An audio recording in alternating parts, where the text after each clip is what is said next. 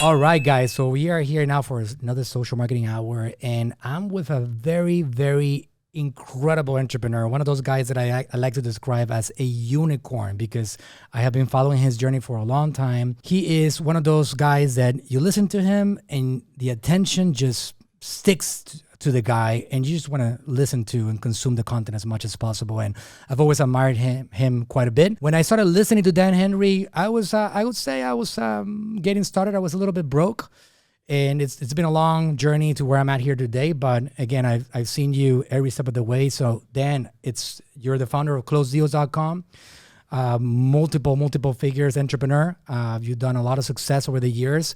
I've actually consumed your content quite a bit, and you've created an impact. So I appreciate it. Thank you for being here on the show, man. I'm super excited to be here. And you know, I remember when you were talking about when you were just starting to come up, and now you've built this empire, man. You've got this all these employees and this big facility. It's really great to see the journey, you know, that you've come. You're like a wrecking ball now. So I appreciate it. It's easier when you enjoy what you do.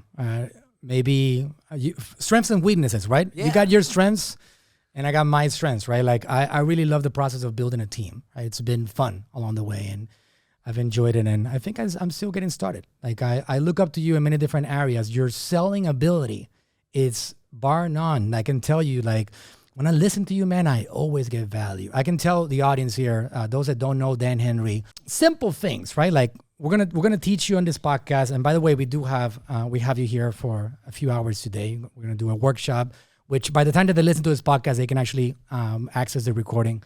But one of the basic things that I got from you was something that people laugh when they hear it, when they hear you say it, but at the same time, it's so freaking true and so powerful. And it was a story that you actually caught the video of you talking about how you taught one guy to sell more than to sell his products at a higher price. Oh, Andy. If that's the guy, it was a great story, right? And and the guy was like, I don't know how to sell it. I believe it's more valuable. I don't know how to sell it well. I don't know how to close it at a higher ticket item. He's like, and you're like, and I'm paraphrasing what you said. You said, okay, Andy, all right, so listen, you know that part when you tell them what the cost of your services is, what the price is? Okay, that part, just say a higher price. And the guy was like, for real, that simple? And then the next day he called you to say, Dan, that really worked, right? Yeah. I made it a little more theatrical. I said, can you go get a paper and a pen? And he's like, I don't have one. I said, all right, go get one. So I made him go get a paper and a pen, you know, and he's like, I'm like, you got it? I'm like, all right, lick the end of the pen and make sure the pen works. You know, he's like, yeah, it works. I'm like, okay, great, because it needs to work for this, right? I like built it up, and I was like, because his next call was in 10 minutes, and he says, and I say, when you get to the part where you say, because his price was $2,000 that he was charging for his program, and it was a marketing program for attorneys to market themselves online. And he was charging $2,000, and he's like, I want to raise it to $5,000. So I said, okay, get the pen, you know, and all this. And I said, now, when you get to the part where you say $2,000, now write this down, because I always have to throw a little spice on it, you know.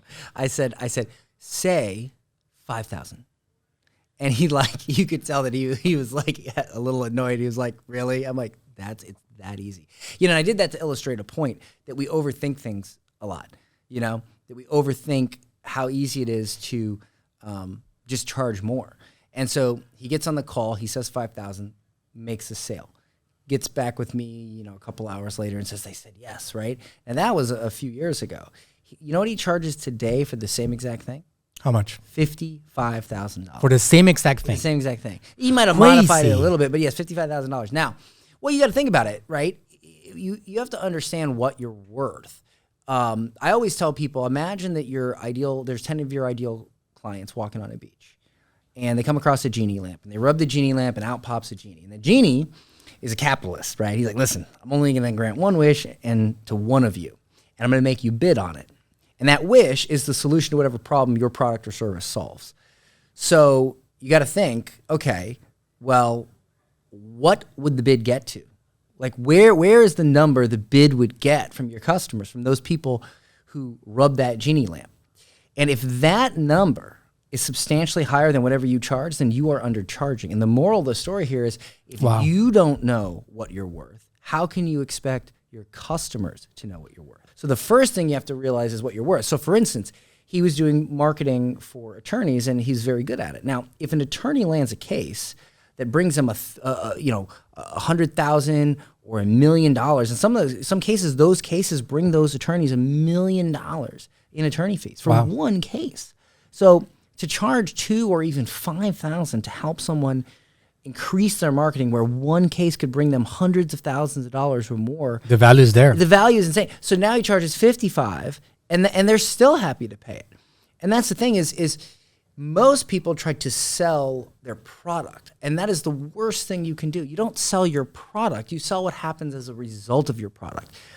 And you don't justify the cost of your product. You show the customer what it would cost if they didn't buy your product.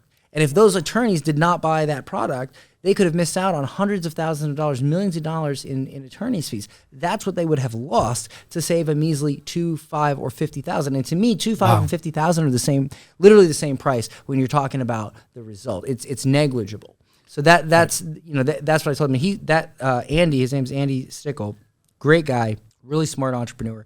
He is at 7 figures a month now. Wow. With this company. That's fire right there, what you just said right now. You show the client what they wouldn't make if they didn't accept the offer, what they're leaving on the table. They need to really understand that.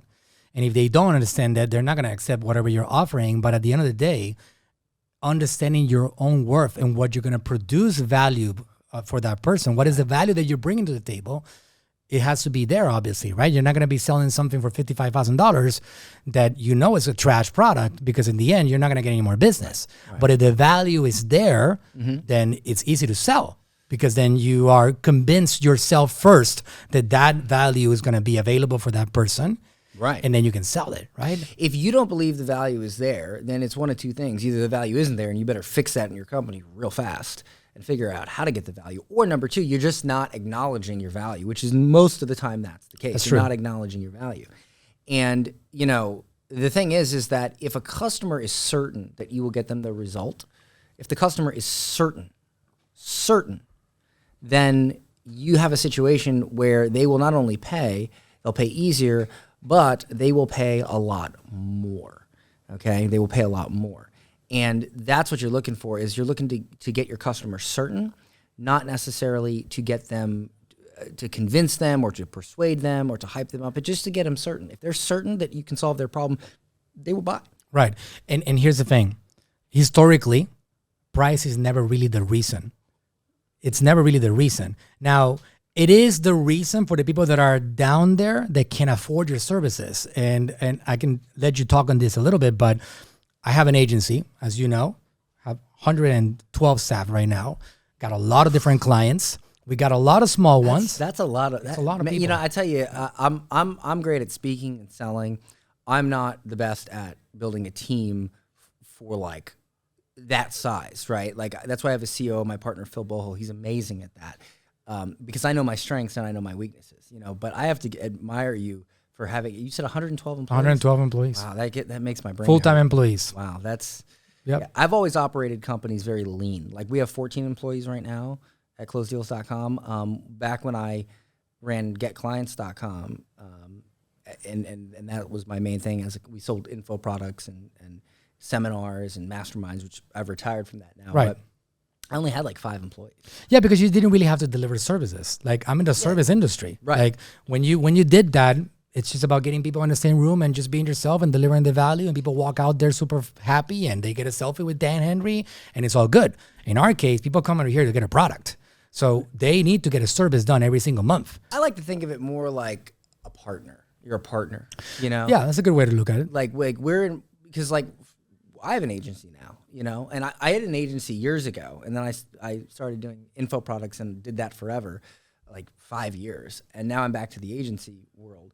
But the way I view it is that to me, the best agency model is where by doing business together, you both make more money, or you both get a result. And so like for me, when we work with clients, we make money because we're charging them, but they make way more money as a result of working with us. So that's the ideal scenario. Right. And I view that as a partnership, but I also think that it's important to, just like in coaching, right, you have to turn down clients. right? If somebody's going to treat you like, as you said, that you're their bitch, I wouldn't want to work with them. Here's my point.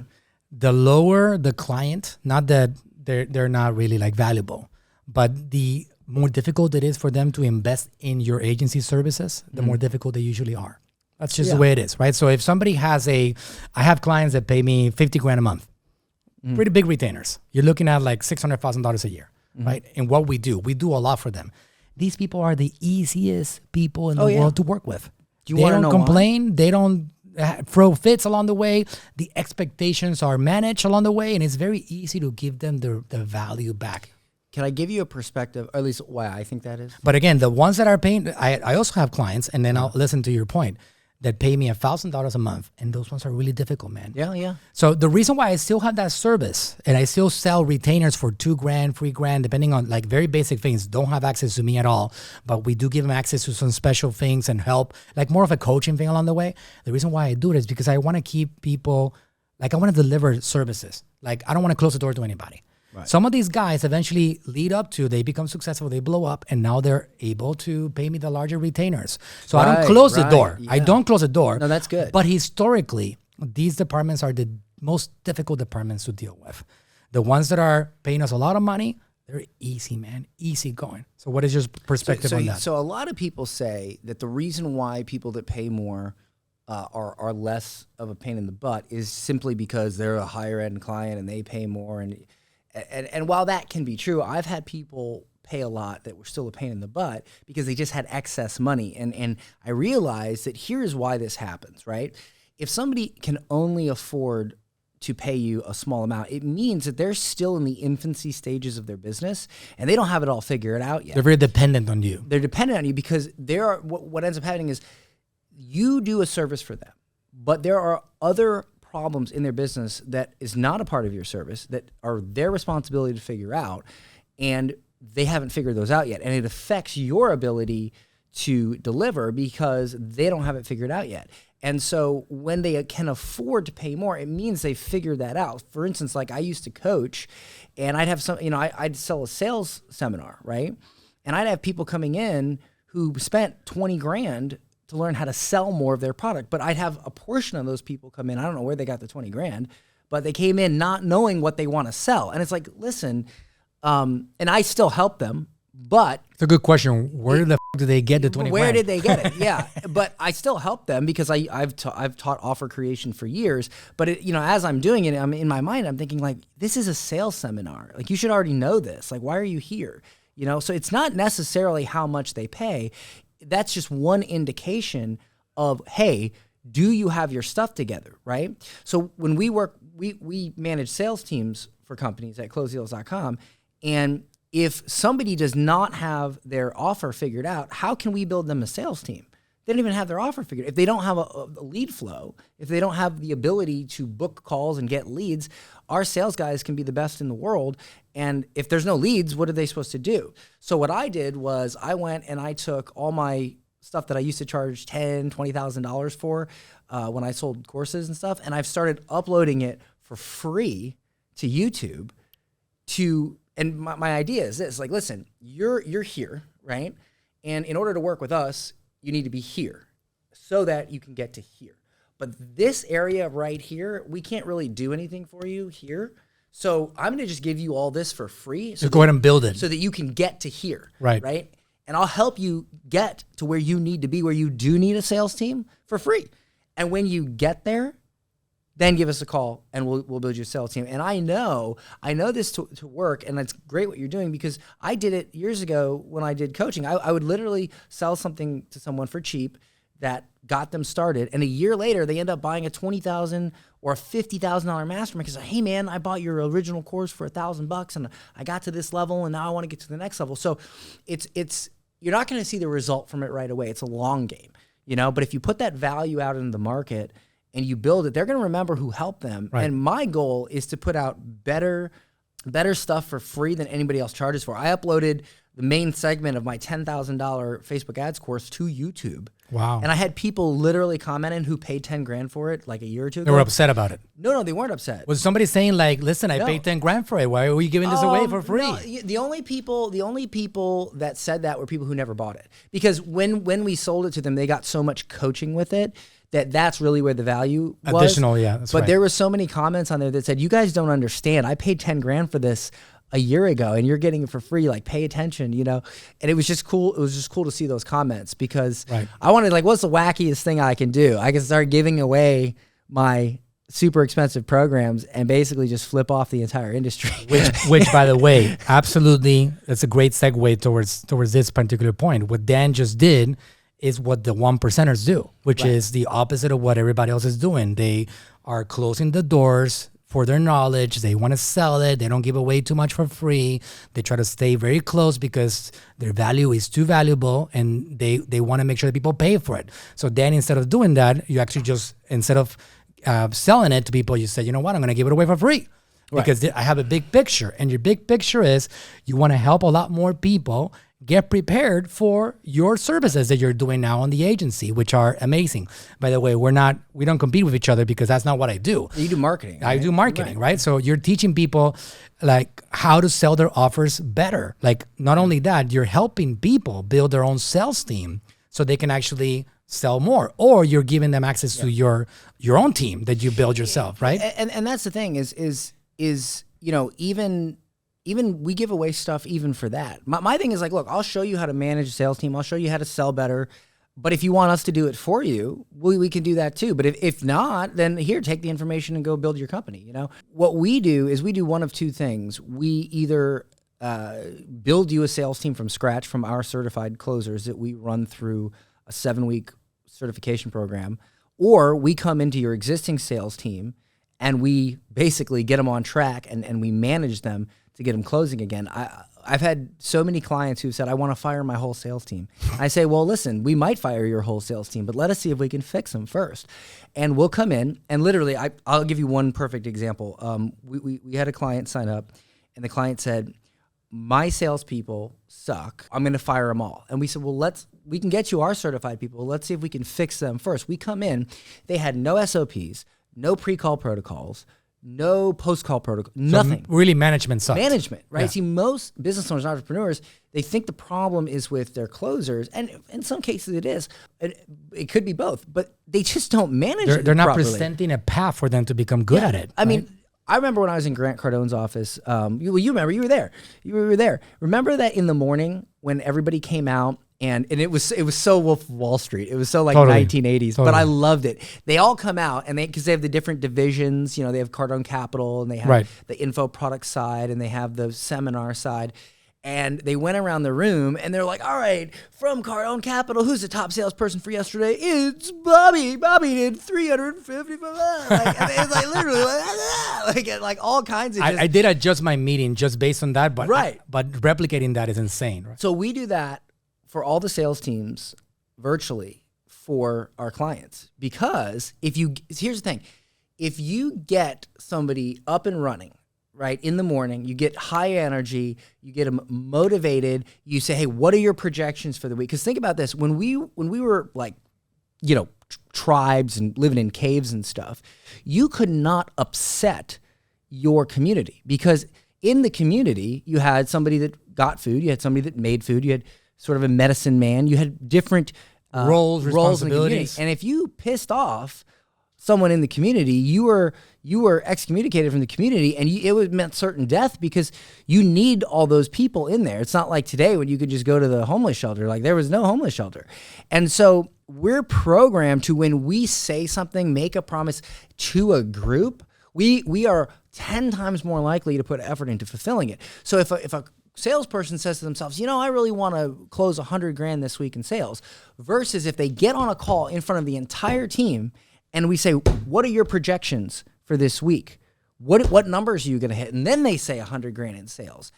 It's so much more likely that they're going to get that number because they now they're not holding. See, human beings, we're not good at holding ourselves accountable. We're good at holding ourselves accountable to the group. And it goes back to when we were, in caves, and it's just programmed into us. And so that, amongst other things, one client we had, his name is Vaughn. He had a closer that closed one sale in 3 months. We did morning gunner drills. It's called morning gunner drills because my partner, he's former military. All of our sales managers are military. So like literally when we manage sales teams, there's drill sergeants that are managing them. Intense. Yeah, it's super intense. I'm sure some staff quit along the way. They can't handle it. If they can't handle the pressure, they're unfit in the sales team. Right. But it's sales, man. Right. Like in the 1980s, a sales team meant that there was like people yelling and screaming at each other. There was cocaine on the table. Like it was super Wolf of Wall Street. It was super intense. Boiler room style. Boiler room style, right? It's not like that anymore. Well, most of the time, But the point is like this is sales, man. This is not a soft industry. This is not like, I don't believe in high pressure sales, and that's not what I'm equating this to. But from an attitude, there's a saying, hire for attitude, train for results. You got to have a good. You can't be soft. You can't, but that also doesn't mean that you discourage your closers. A lot of people, they'll have a problem with marketing. Well, here's the thing. And they'll discourage their closers. Right. But it's really a problem with marketing. Right. So let me just say this. He closed his first sale an hour after that gunner drill in the morning, and he hadn't closed the sale in 3 months. Right. And it was just getting them pumped for the day, get their projections, make sure that they know that they want to hit their numbers. Little things like that being really a part of a do team, matter. right? Just yes, being like a part leading. of that accountability makes sense. Like if when you join like some kind of like club, everybody around you doing their workout, for example, like an exercise routine, you got no choice but to get yours on because otherwise you fall behind, right? So if you have a team activity like that, usually that's what happens with a group. That's why I like to work out with a crew of four to six guys, because you just get such a better workout in. Because somebody puts on 5 plates on the leg press, right, and then the other guy puts on 6, and you're like, oh, all right, I'll try 6, and then you hit. It's just it really, like, most entrepreneurs, they have sales teams, and they don't do daily they don't do gunner drills, daily meetings. They don't hype them up. They like if your closer comes on your morning meeting and they don't want to turn their camera on, right? Why? What's wrong? Turn your camera on. Do you look like you just got out of bed? Do you look like you have low energy? Like, and then you yourself have to have high energy. You can't come on and be like, all right, guys, where are sales from today? You got to come on, pump, guys. Where are the sales for the day? What do we hit for the day? Because if you're not excited about your product, how do you expect your customer to be excited about your product? It's not going to happen. Let me just say, in regards to the sales team, the difference is between a regular employee, part of your organization, and a sales team is that role brings with it unlimited potential, unlimited income potential. A regular staff member usually doesn't have that opportunity. So as entrepreneurs, I can tell you that I'm guilty of that myself. You don't push that culture so aggressively because you're concerned about like making sure that the salesperson is comfortable. And for example, like you got a target of $20,000 of $50,000 a week. You got to generate. You got to bring it in. It's your quota for the week as a salesperson. If you don't bring it in, you're out of here. Right. A lot of entrepreneurs don't enforce it, and they keep paying a salary because we'll enforce it. They accept it, right? That's right. So the point is that if you wanted to have, if you're a salesperson and you don't want to have that pressure, that drill sergeant gunnery drills in the morning, then you got to get out of that department, right? Like just go to a different department that doesn't have those demands. Because the sales McDonald's always has an online application that you can fill out anytime. Walmart also always looking for jobs. But that's the thing is if you're wanting to be, look, one thing I've heard from a lot of business owners, they get a bad taste in their mouth with closers because closers make more than any person at their entire company. Like if you really think about it, they make more money. When they make commissions, they make more money than anybody else.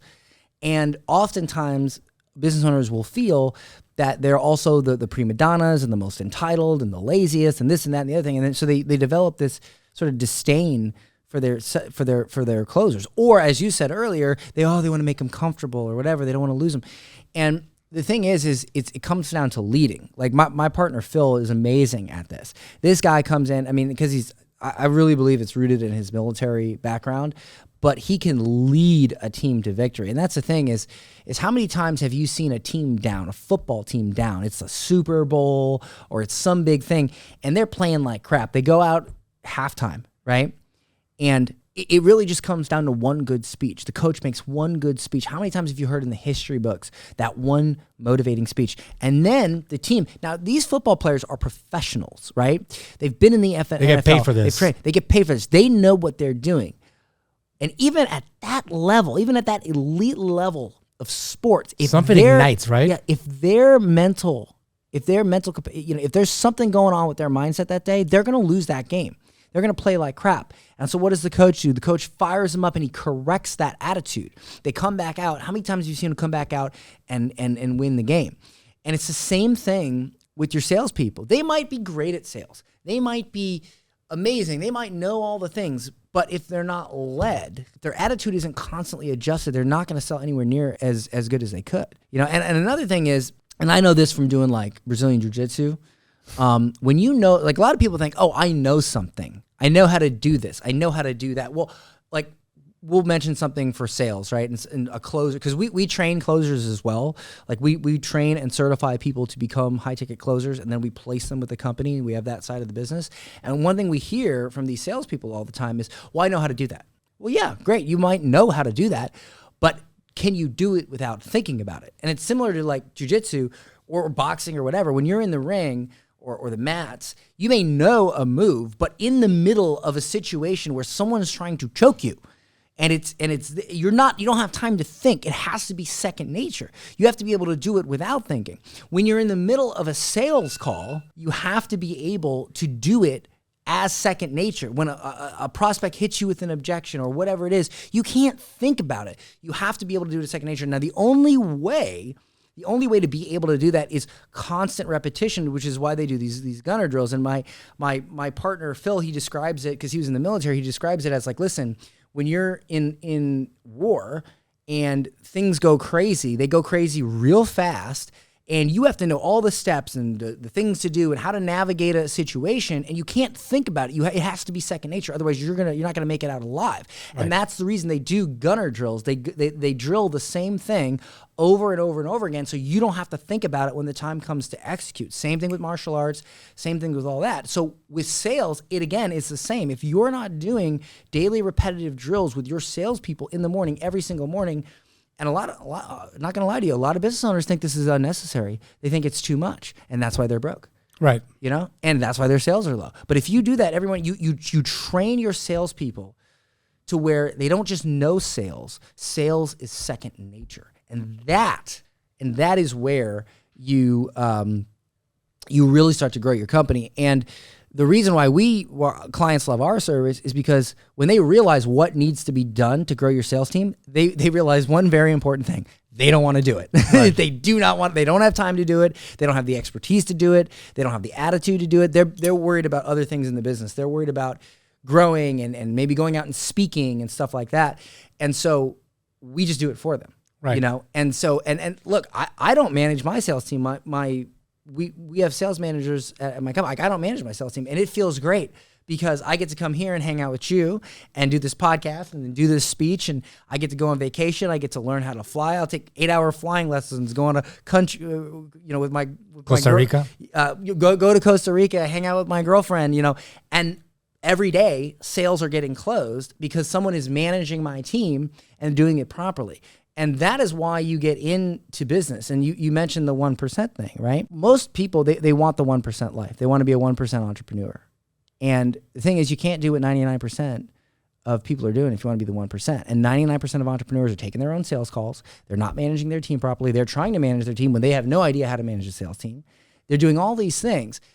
And the thing is, most entrepreneurs think that you need to know how to do cool stuff to be a good entrepreneur. The truth is, a great entrepreneur knows how to find and leverage people that know how to do cool stuff. Absolutely. And so that people is where things that you don't even know how to do yourself. And right, you exactly. add them to your team. And you shouldn't. Like, that's right. Why do I got to know how to do accounting? Why do I got to know? I mean, if you're a health coach and you're amazing at health, why do you got to know how to do sales? That's right. Why do you got to know how to do X, Y, Z? It's too much. You got to know. Ask every billionaire. Look at every interview with millionaires and billionaires that you see, and they say, what's the secret? They always say the same thing. It's the people. The people around them. It's the people. I would say that the most important thing that an entrepreneur needs to have is their offer and their product clearly understood and expressed in a way that anybody can come in and provide value to it, sell it, put it in front of people. If you don't have that clearly established, then you're not ready to put a sales team in place. Yes. That's the way it is. So like going back to the beginning of our interview today, then we talked about the importance of first of all, understanding what your offer and product and services are. Number one, you got to have that clarity. And number two, you got to understand what it's actually worth so you can price it correctly. A lot of us have suffered from that mistake. I'm one for sure. Like I've sold millions of dollars of services. I probably would have sold a lot more if I knew how to price myself correctly. You have done that really well. I know that you have sold over $30 million of mainly information products, or is it 100% information products? For my old company, Get Clients, which I just do speaking engagements now under that company. But we did $30 million of my own products and services. Most of that was either online courses, coaching programs, seminars, or masterminds. It was, so all. Which is amazing. You sold 10 times more than what I sold on information products. And I have a course that I thought that I was very successful at it. I sold $2.5 million of it. That's still great. Yeah. So if I have, you know how many people listening to you right now want to hit you in the head with a brick? I know. But I look at you and I'm like, damn. And here's the thing, right? Like, so I did this service thing successfully and I did really well. You're great at it. You're fantastic at it. I look around at like my partner, Phil, could probably do this, but man, for me, having all these people and there's a computer on every desk and managing all that gives me indigestion. I mean, I got to give it to you. I like to sell, man. I like to get out there and talk to people and sell. That's my gig. But even on the service side of things, like I didn't know how to price myself correctly for a long time.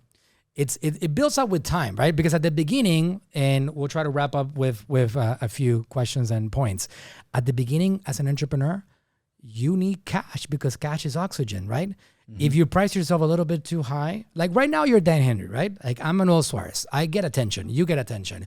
We can price ourselves at whatever we want and people are going to buy into it because we have the numbers and the evidence and we got the testimonials. So we got the people talking about us. So it's easy for us to decide what to price ourselves, right? But for most people that are watching this or listening to this podcast, they don't have the reputation that you have or that I have in our industry. So if they try to price themselves too high because they feel like they're worth it and they're convinced that they're worth it, they might miss out on generating that initial cash flow. Mm-hmm. So that's basically how I started. Now, I should have changed my price way earlier than what I did because at some point when I was still selling marketing services for a couple of grand, I probably could have sold it instead for $6,000 or $8,000, and I still sold it for $2,000. But at that point, I didn't really understand my self-worth. But what would you say for the guys that are saying like, oh, yeah, I think my attention and my coaching is worth $10K because I'm that valuable. But nobody cares because they don't have attention yet. They don't have a social media following. They don't have a YouTube channel. They don't have content going on. Nobody cares. They don't get on stages like you get on stage or I get on stage. They don't get in front of people. So why would they get it to their heads and be like, oh, I think Dan Henry is right. I should be charging myself my time $10,000 an hour because I'm worth it. And then nobody's going to buy their stuff, right? So instead of going down that route, wouldn't it be best to like increase your pricing along the way? What are your thoughts on that? Because otherwise nobody's going to buy into it. Right? So for me, this is how I view charging a lot when you're just getting started, right? A lot of times people will either undercharge or they'll try to charge a lot from the beginning because they're like, I know my worth. Well, yeah, but nobody else knows your worth. So great, live in never land. But if you have no results, no testimonials, no track record, then you got to get that, right? And so if you want to charge a lot of money for something, even if you're starting out, you have to have the assets available to make your customers certain. So what I did when I first got started was I did not care what I charged. I gave my services away for free to get an awesome testimonial. Because once I have somebody that says, wow, I worked with Dan and I got this amazing result, right away I can start charging more. Like I can start charging a substantial amount. But if I don't have that, I don't like the idea of incrementally raising your prices and saying, well, I'm going to charge this much, get some results, then I'm going to charge this much. To me, it's like, listen, I'm just going, damn the torpedoes, full speed ahead. I'm going to go and I'm just going to get like 4 or 5 clients right off the bat. I don't care if I don't get paid a dime. And I'm going to absolutely crush it for them to the point where the results are so incredible that they're undeniable. And I'm going to focus on being good at what I do so I can get that. And then I'm going to put that on display. And I'm going to say, look what I did. And then I can come right out and start charging more because I focused on just getting the results first. So I always say, get results, show results, make money. And so now what happens is, and here's why I like charging Get more. results, show results, make money. I like that. And here's why I like to do that, and I like to charge more even early once it's validated that you can get the result, is if you take on too many clients for a low price, you're going to get crappy results for those clients because you got too much on your plate. You're too dispersed, right? To all over the way. But when you charge a lot, you're able to really focus on that client and get them the results. So I'll give you an example. For our sales team management service, we charge a pretty penny for that. However, the reason we do is so that we can actually focus. I mean, dude, we're literally reviewing your salespeople's sales calls constantly. We're having daily meetings with them. We're doing a lot. I can't do that for $1,000 a month. You know, your sales team would close, your close rate would be dismal. So we charge more. We always try to equate it where one extra sale pays for our service. So we always say, listen, if we were doing this, right? If we took over your sales team, if we did these daily, all the stuff that you're not doing and that you don't know how to do, if somebody that does know how to do it, does it and actually does it every day, do you think you'd make at least one more sale per month? And they say, yes, of course I would. So I say, okay, so if all this did was make one extra sale per month, which paid for our service, and it completely took this off your plate where you don't have to worry about it, would it be worth it? Obviously, we're going to try to skyrocket your sales. You know, we've doubled sales or more for a lot of clients. But if we just paid for ourselves and you didn't have to worry about managing your sales teams, would it be worth it? And they say, well, yeah, because now it's basically free and I don't have to worry about it. So we start there, right? Low expectations, but then we blow it out of the water. And it's because we charge enough to be able to do that. If we charge too little, then we'd come in, you'd waste money on this. You wouldn't make any extra sales. And that's the thing. If I said, well, give me $10 and I'll give you back 11, or give me $100 and I'll give you back 1,000, are you going to focus on, oh, well, I only have to give you $10, you know, versus 100? No, you'd be like, no, I'll give you 100 because I want 1,000 back. I want, you know, so that's why we charge more, is because if we charge this much, we can give you this much. But if we charge this much, we can give you this much. And this amount here is what you want. So one of the reasons you should charge more is not just to make more money, but to be able to have the like, Manuel, you look at all these people you got out here.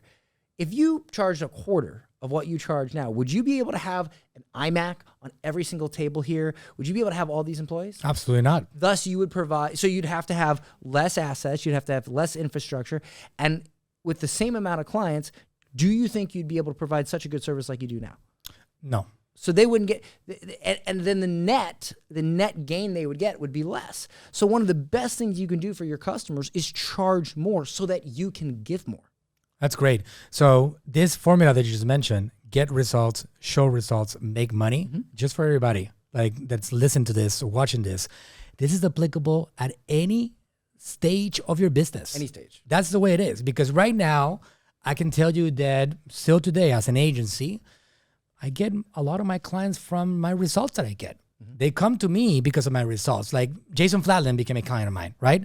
He's a good guy. How did Jason become a client of mine? Because the story is fascinating. First of all, he's the one that got me started in the game of business in 2013.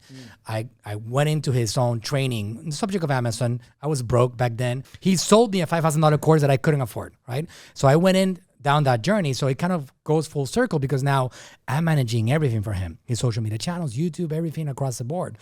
How did he come into my world? Because of my results. Why? Because he started listening about what I was doing. So for example, if you know Jason, he has transformed his body. He used to be overweight, and now he's very skinny and super in shape, right? Not muscle building in shape, but skinny. So he has transformed. I just found out that the way he transformed himself is with Dr. Berg. Dr. Eric Berg is my client for 6 years. He is the keto king. He got 9 million subscribers, an absolute beast. Well, I built Dr. Berg from pretty much 100,000 subscribers to where he's at today, 9 million subscribers. So when Jason finds out I'm the marketer, there's no question about it. So $250,000 retainers. All these things, they come into play because of results. I had another client, his name is Dr. Livingood, great guy. He saw one of my clients do so well that he said, they must have a marketing agency. And he reverse engineered it until he found me. And he paid me a lot of money now for me to do what I did for the other client.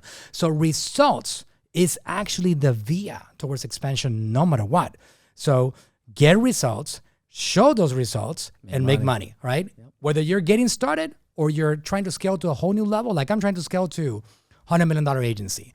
I'm not going to get there unless my guys and myself valuation, $100 million valuation, $100 million a year in revenue. Oh, wow. That's a goal that I have. So there's awesome. Major things that are happening. As you know, you and I talked about the value of collaboration, right? Yes. Like what you're doing right now, which I love what your model is right now, helping all these companies build sales team or give them sales team or help them fix their sales team. Right. It's a collaboration because you cannot do everything yourself as an entrepreneur. Right. The reason why maybe I haven't scaled faster than I could have is because I didn't open up my doors to work with more people that are good at what they do, right? If I would have gotten your help 4 years ago, I would have sold a lot more, right? So helping each other out is a crucial element, right? Oh, absolutely. I have my strengths, you have your strengths. You put them together and magical things can happen. You have offense, you have defense, you have the kicker, you have the coaches. It takes a lot of different strengths to build a winning team. That's right. I used to have the attitude that I can do it all myself. I'm going to have the pride of like, I'm going to get myself on this empire building mode and I don't need anybody's help as much. Just listen to some videos here and there. I got this abuse of that idea on the way, man. There's nothing like connecting with power. And that's why when you walk into my building, the first thing that you see, it's a wall full of the special people that I work with, and you happen to be in that wall too, right? Yeah, I saw my picture earlier with my skinny neck. Yeah, that's right. Well, we got to get that updated. You've gotten yourself more fit for sure. So have I along the way. Yeah, you look good. You look great. Thank you. You look even better than when I saw you when we were on Cardone's Chopper. Thank you. Yeah, I am very strict right now, like behaving, trying to be like you. You know, here's the thing. You don't, Dan, you don't know, man, the impact that you create on people because not everybody like tells you, right? Like, so, which is something that I talk about in the social media world that you don't know how many people you're influencing. I see you've been posting your body for who knows how long and damn, dude, like it makes it real for other people to go down that route, right? Like you're like, if Dan can do it, why can't I do it, right? So again, get results, show results, make money, right? It's just the way it is. You know, you inspired me too because I saw this. It was a year ago I was here. Yeah. And I didn't have my agency then, you know, and I thought about retiring because, dude, I made my bag. That's right. You know, you did. And I was like, I'm You bought your yacht. Yeah, the yacht. Oh man, I buy the yacht, and then the pandemic happens, and the charter industry goes to crap. And like, I was breaking even on the yacht. Everybody's like, you're gonna lose money, and I'm like, no, I'm not. And I said, barring a major world event, I'm not gonna lose money because I used to charge $20,000 a day to hang out with me and talk about marketing advice. Dude, I was pulling. You know, I was doing like 2-3 a week sometimes, and I got to go out on the yacht, and it was great. And I was paying for the yacht. My captain, who's from Ireland, he was literally like, I've never seen somebody, you know, like you always lose money on a boat. It was a $2 million yacht. It cost like hundreds of dollars just to fire the engine up. He's like, I've never seen somebody make money with this and actually do it and not be in the hole. And I was doing it for a while, and I said, and I jinxed myself. I said, barring a major world event, I will make this boat profitable. And then the pandemic happens. Major world event, and like the boat starts bleeding money because nobody could fly. And I'm like, of course this would happen. So I sold the boat and bought a. I didn't know you sold it. Yeah, I bought a house in Costa Rica and said I was like real estate, you know, but. Yeah, I'm going to keep my mouth shut next time when I say barring. That's crazy. No maybe you're the guilty one. I caused the pandemic. Yeah. Oh, man. That's intense. You were saying you came to the event and that. Yeah, so I came here and you had your grand opening. And, you know, I was like, man, I was like, because I always had this little itch. I'm like, I want to start. Because, you know, the beautiful thing about an agency is at some point you can exit. Yeah. And it can run without you. When you sell info, as much as I love it, it made me wealthy, right? You're kind of trapped on it. You're the product. It's your brand. You can't exit it. You can't really sell it. I mean, you could do like look at even Tony Robbins. It's very profitable though. Very profitable. It's more profitable than our agency. I can tell you that for sure. If I had to do it all over again, you know what I would do? I would do the info game, and then I would just take all the money and invest it into real estate. And within 2 years, you could just retire. I mean, I did do that, but I would have done it more, Right. you know, and I would have I'd have been fine because the cash flow is insane. When you have an agency, there's less cash flow, but the value, you can make a lot of money when you sell it. That's and right. so I decided it was between you and I had a conversation with 𝗙𝗢𝗟𝗂𝗓𝗓. I'm like, yeah, I'm out, man. I'm going to retire. And he's like, you sure? Why don't you do this thing over here? Here's, you know, and I'm like, you know, and then I thought about you and this whole thing. And I was like, all right, I got one more run in me. And then when I met my partner, Phil, the reason I started it was because I didn't want, again, I made my bag. I was out. My partner, Phil, who was a client of mine, really great guy. He's a sales trainer. He scaled 8 and 9 figure corporate sales teams. So I said, hey man, can you work with my sales team and just see if you can spruce them up a little bit? And I teach people how to sell. So like they were pretty good. Right. And he comes in and I paid him like, I don't know, 20 or 30 grand to work with them. And they start closing better than ever before. He was doing all these like gunner drills that I was telling you about. And I was like, man, this dude knows what he's doing, right? And with us combined, it was incredible. And so I said, hey man, do you want to start a company together where we help people grow their sales teams? We teach, you know, we do it for them, you know? And so I'm CRO, Chief Revenue Officer, and he's COO, Chief Operations Officer. We started it, and right out the gate, man, we sold a ton, and we just onboarded another client last week.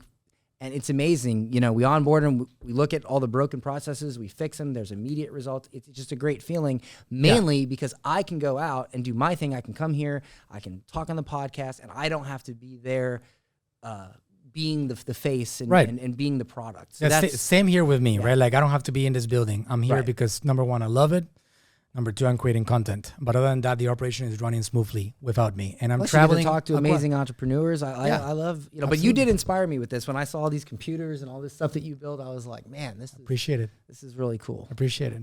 Also, the other thing about your model that you have going on right now is that all this work that you put into it for the last several years, you have a very engaged audience. You have a following that really wants to hear what you have to say. So if you come up with an offer, at the end of the day, people will listen, man. So if you have a new service, you know, I want what you have.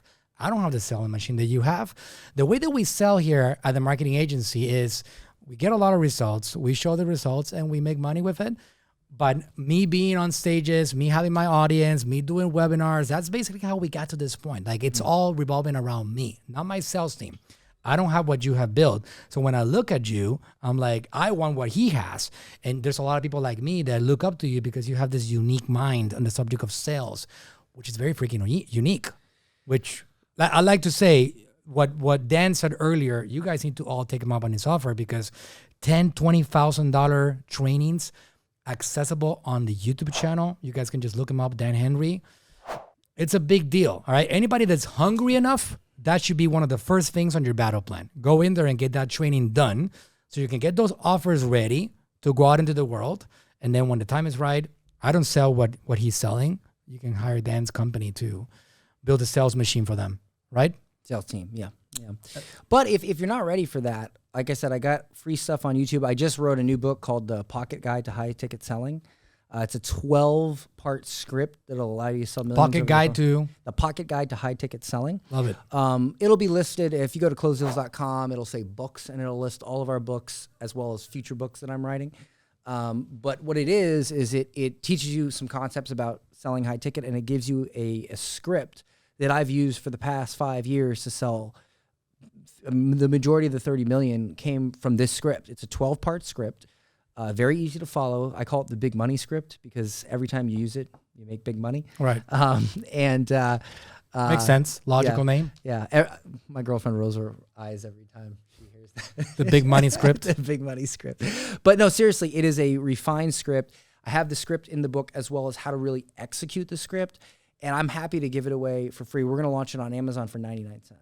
That's great. So how do they access it? Well, it'll be if you go to closedeals.com and you just hit books, it'll be listed there. It launches in a couple weeks. Maybe I don't know when this podcast comes out, but Probably in about 2 weeks. Yeah, so it'll probably be right about that time. Or you can just go on Amazon, Pocket Guide to High Ticket Selling. And invest 99 cents. 99. Yeah, I'm gonna launch it for 99 cents. Wow, closedeals.com. You guys can check that out and get on Dan's list because he's always providing value. Amazing stuff, Dan. So thank you very much. We got a lot of takeaways. All right, you got to have your offer. You got to have your offer right. You got to know what you're worth. and you got to build a sales team around it. Right. And then if you do those things, then you can scale your business. Final question that I can ask you, Dan. I know your strength is not e-commerce or selling physical products. What would you say if you want to sell more of your products? What would be a hot tip that you can give them? For e-commerce? Mm-hmm. So I owned some e-com way back in the day, and I did okay with it. I did like, a few $100,000 in e-com, but compared to what I do in agency and info, it's a pittance. So I would not consider myself an expert. But what I would say is, again, it comes down to the same thing. It's what problem does your product solve? Most of the time people, when they're trying to sell anything, they talk about the product too much, not about the problem. So if I say, hey, what problem does your product solve? Oh, it helps people get healthier or lose weight. Well, that's not a problem. Losing weight is the ideal situation. What's the problem? They're overweight, right? And most of the time people talk too much about the ideal scenario or the product, and they don't talk enough about the actual situation, the actual problem they're dealing with, being overweight and what that means.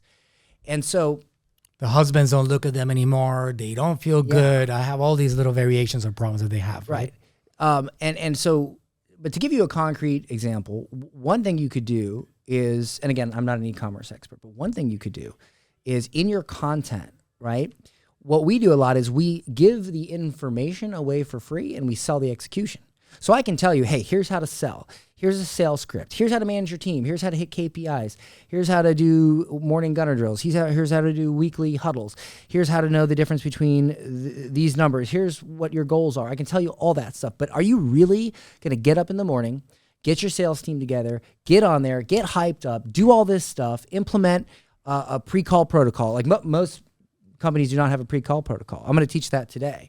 Like it's a pre-call SOP. It took it doubled our show rate, and for most of our clients, doubled to tripled their show rate. And if you if you get more people that show up to the call, you make more money. Period.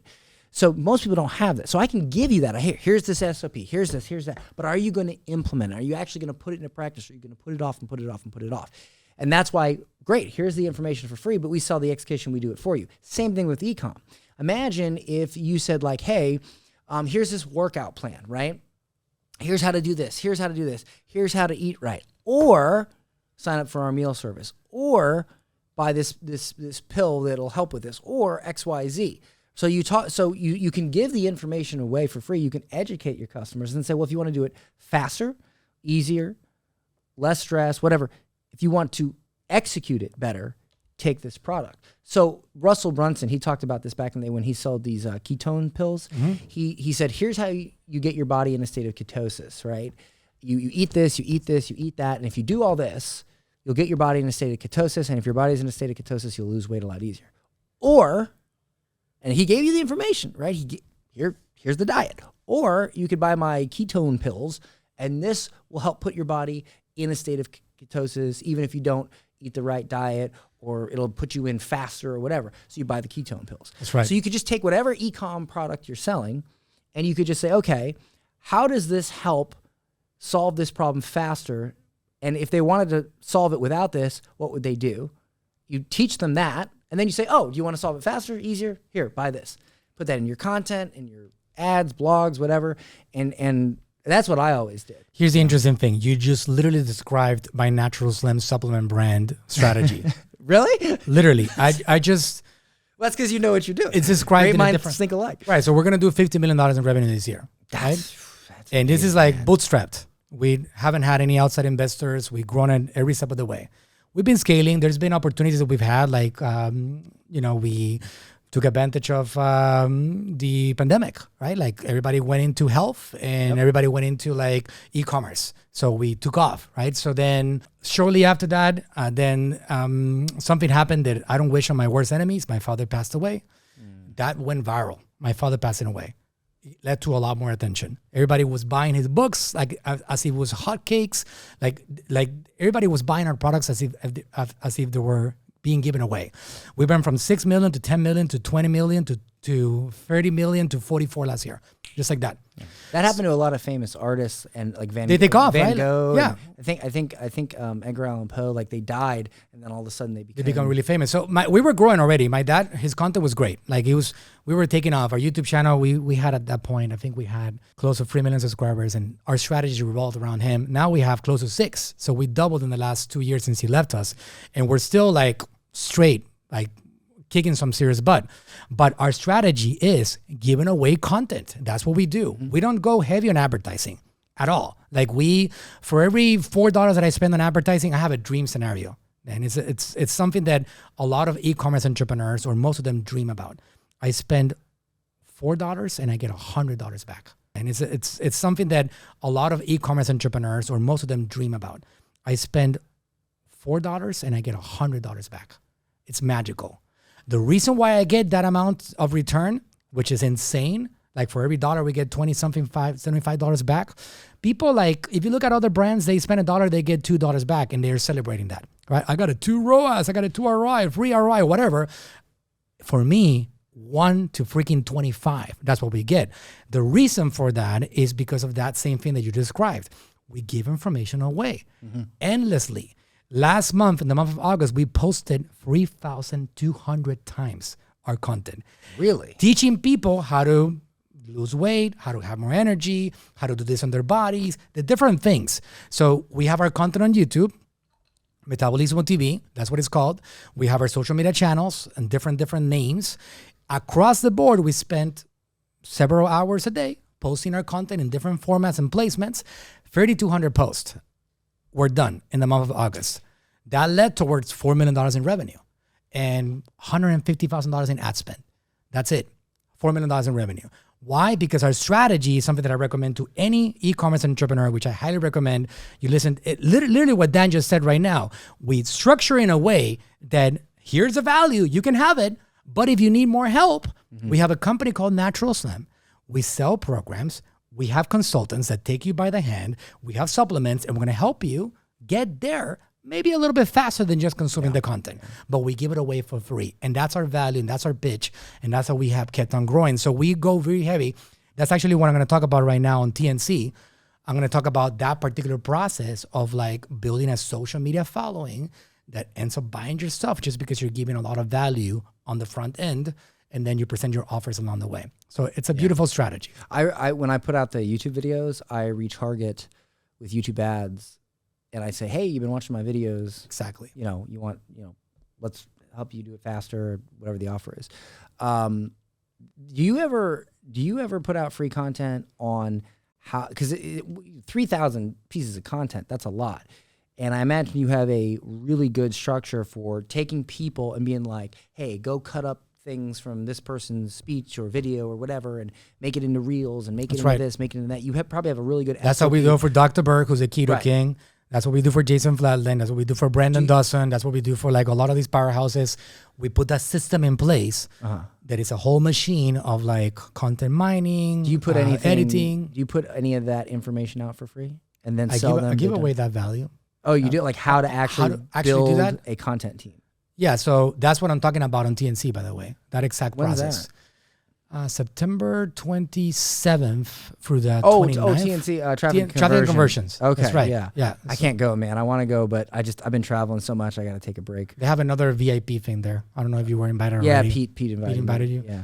So I'm gonna go to that one. That should be valuable. You should hop on a plane and go, man. Everybody should do it, man. You I'm should just traveling and speaking so much. I just need to. I don't see my. When I travel that much, I end up not seeing my son for a couple weeks at a time. That's hard. And so I got to see my kid. And so if it ends up being where the events are back to back where I wouldn't see him for longer than that, I don't go. It's hard. Yeah. I understand. I got 4 kids and I'm very into them too. So I only got 1. Yeah, I got 4. See, you got all these employees, man. You got 4 kids. I got busy. Like, I'm all about small teams. Yeah. And my wife is probably outside right now because we have a dinner meeting tonight, but she's an entrepreneur too. She's probably waiting. Yeah, she's a smart woman. You know how it works. Yeah. Dan, it's been amazing to have you here. If anybody wants to connect with you more, how do they connect? So you can go to closedeals.com and there's a bunch of great information there. But my Instagram is @DanHenry. I drop daily value all the time. And if I can get one of your content SOPs, maybe I can drop more. I'll help you with that, man. For sure. Well, I got Christian over here, my video guy. We're just trying to like put out more content. I have a whole hour and a half breakdown on how we do it. Really? I'll share it with you guys. Oh, I would love to see it. Yeah. So at Dan Henry, and then youtube.com/Dan Henry is all my YouTube stuff. But if you go to closedeals.com, we have a really good newsletter we just started. It's called the 60-second sales tip newsletter. It's awesome. We give out a 60-second sales tip every day, an email a day. So you're busy, like entrepreneurs are busy. It only takes 60 seconds. One thing you can do to increase your sales. It's a cool newsletter we just started. I'm really excited about it. Amazing. So you can go check that out at closedeals.com. And yeah, that's it. That's great, man. So closedeals.com, if you guys want to sell your products and services and be better at it because you have a great product and you know you have a great offer, but you just don't know how to close, you need to follow Dan, somebody that I have admired for a long time. Get that pocket guide. Get the pocket guide to high ticket selling. Pocket guide to high ticket selling, and that can be gotten on closedeals.com. Yep. You'll just hit books and there'll be a link there to go to the Amazon launch. Awesome. All right, guys, share this podcast. Write a review. Let us know in the comments what you thought about it, and I will see you guys in the next one. Thanks for being here. Hey, Dan. thanks, man. All right, bro.